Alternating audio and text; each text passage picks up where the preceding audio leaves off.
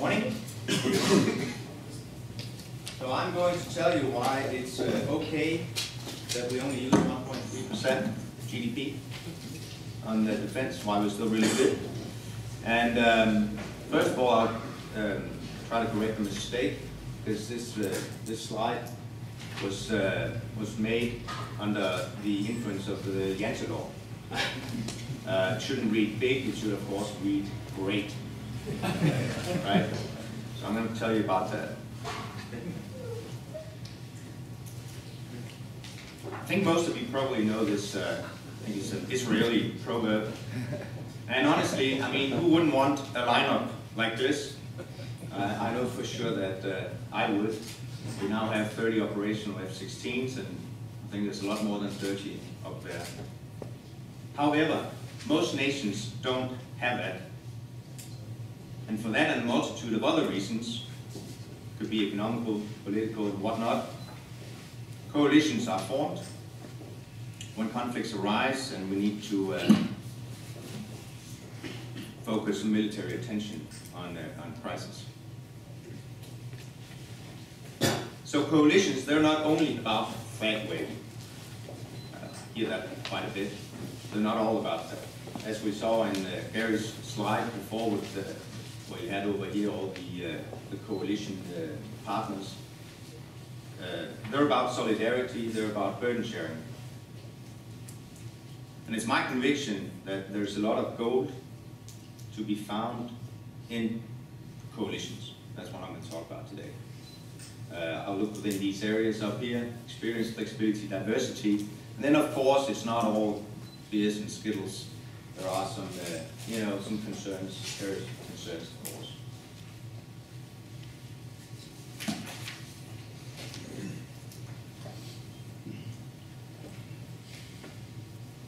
Train as you fight, back to soldiering. I mean, like anything else, to be a good coalition partner takes practice. And as Gary has shown, got some of the other experiences we have here now. We're doing the inherent resolve. Chuck Yeager was right, I think, when he said the best pilot is the pilot that flies the most hours. At least the pilots, we like to say that.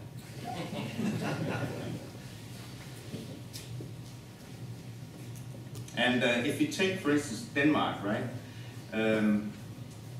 We've taken part in all of these. We've done for the combat part.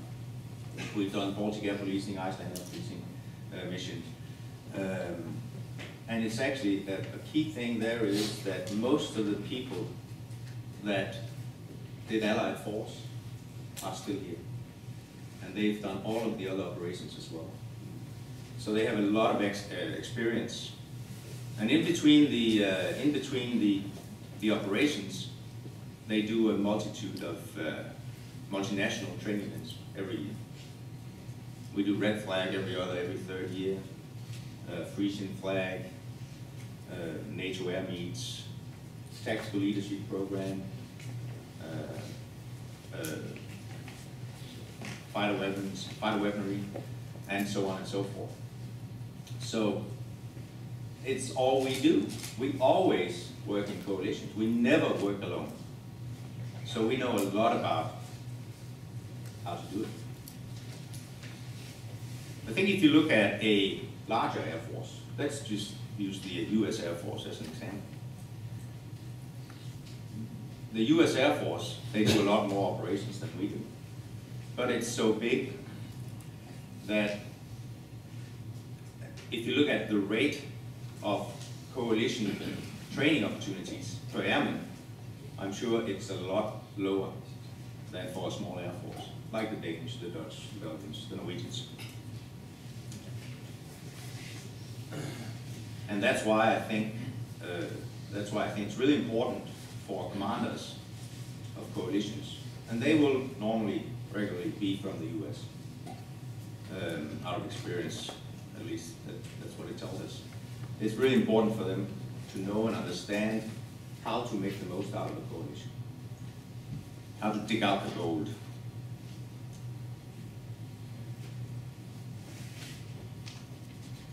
So I see the Royal Danish Air Force, what I know about, as a highly adaptable organization. We have the ability to act at a remarkable speed. Just look at what happened when Libya was decided. Less than 12 hours after the political decision, 6 Danish F-16s took off from Denmark and flew down to Sigonella. And less than 30 hours after we landed down there, we flew the first combat mission, a force ship over Libya. So that's fast. And one of the reasons we can do it is because we have an incredibly short decision cycle. We have a really good, let's say, OODA loop, short decision cycle. And we have clear responsibilities. When I'm away as a detachment commander, I know exactly who to go to get problems solved, to get questions answered, and to get directions. And one of the reasons, other than the clear responsibility, is also that we have tight personal relationships. So one of the good things about being small is that you know everyone, especially when you get to the colonel level, for instance. There's very few of us. I think there's about 100. So it's easy to know 100 people. Another thing is, let's say we're not an industrial nation. We may have been at some point, but now we pride ourselves of being innovative, a knowledge society, and that's how we're going to make money. So we also tell ourselves that's why we have to focus on being innovative. Our minds, it's where the gold is. But the other thing is, it's necessity, because we are so small. We have so few money. The funding is limited, so we have to think in new ways.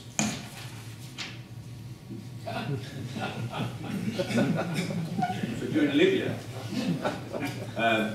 there was limited ISR capabilities in the US. We never got it to work properly.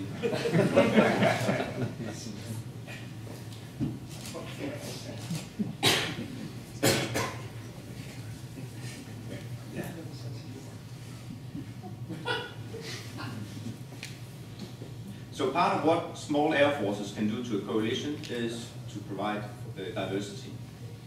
So you can see, if you need a yellow pen, you might not have a yellow pen in your air force, but then probably one of the other air forces has a yellow pen. And as such, you can deduct that the more coalition members, the more potential for diversity. And in this arena, I think diversity is a really good thing. It broadens the areas in which the coalition has either experience or has specialized.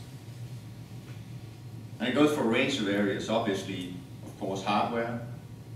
You have all different. If you go into a war with only F-16s, and the F-16 fleet is grounded for some reason, oops.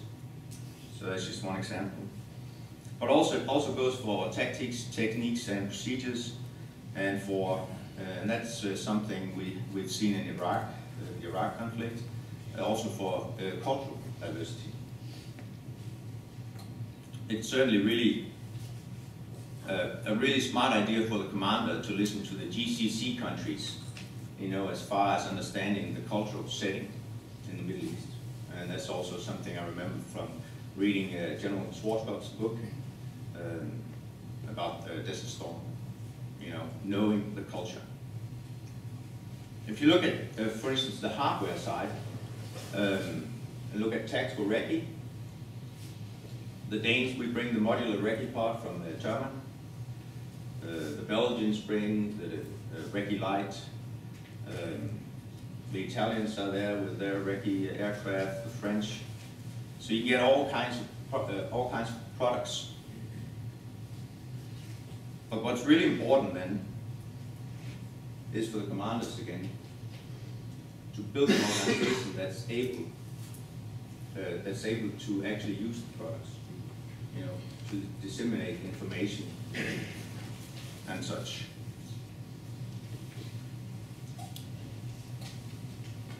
So I put it in these marks because I don't think it's a real word, but I use it.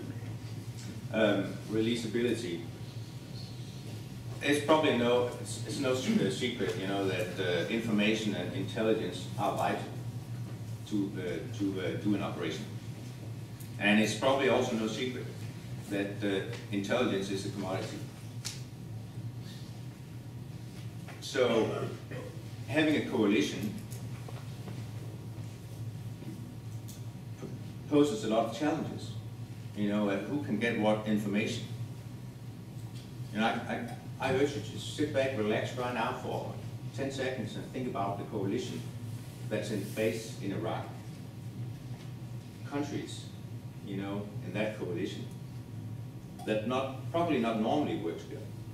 But now we work together, we share information, we share intelligence. It's a tough job.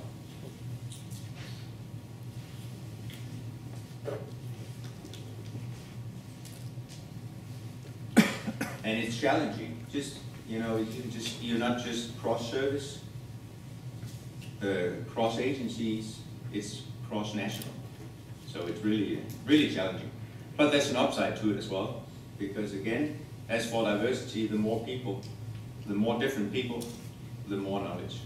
So the knowledge pool should be a lot bigger.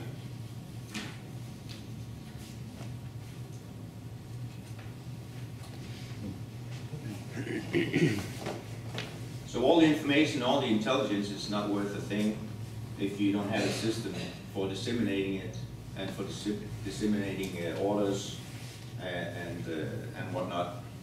And in this, you know, this age of big data, I think the messenger pigeons have probably become obsolete. So secure voice, secure data is vital. It's vital for operations. And as this slide probably should, at least that's what it's meant to do, is to imply that there may be some challenges there. I mean, we can't even decide on how to connect, you know, how to charge the phone. We have a multitude of different software platforms, and I think that also goes for the military. Of course, we do have standards, and we are moving towards those standards at the same pace that the Brits are going metric, inch by inch.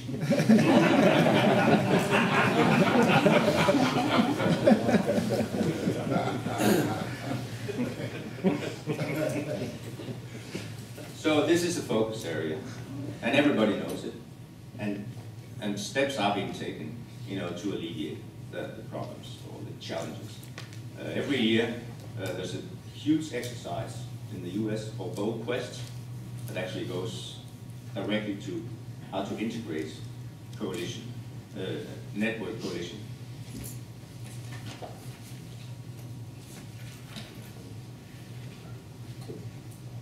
So I think we need a new word. I'm not sure what it's going to be yet. So we need a word, you know. We need a word that can help us focus on actually building coalitions and how to work effectively in a coalition. Because it's a skill set, and we need to look at it as a skill set. However annoying too many opinions, partners, whatever, however annoying it can be, there is so much gold there that we need to focus our attention on digging that gold.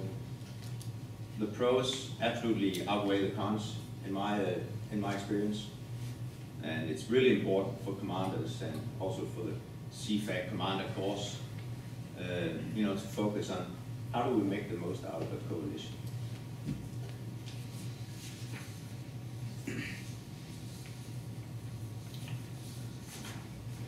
You probably know this one as well. Thank you.